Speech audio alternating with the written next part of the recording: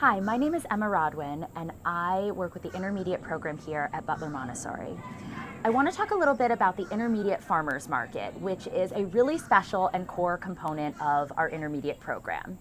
So every week on Friday afternoons, the intermediate or middle school students have a farmers market. They sell the things that they grow on their farm and things that they bake in their kitchen to the rest of the school population. It is by far one of their favorite things to do and one of the school's favorite things to participate in because everyone is involved. The students have to harvest the produce from the farm during the week. They also have to bake and make sure that their products are ready to sell. And they have to set up and go up to cars and carpool and say, "Hi, would you like some of our produce?" Or to the elementary students, "Oh, would you like a cookie that we make?" In this process, they are learning grace and courtesy. They are learning how to really talk to adults. They're learning how to manage money and make change.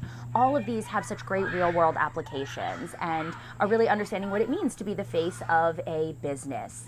They are learning how to send out surveys to find out what people really want to see in the farmers market and how to really understand who their stakeholders are and how to manage their business accordingly.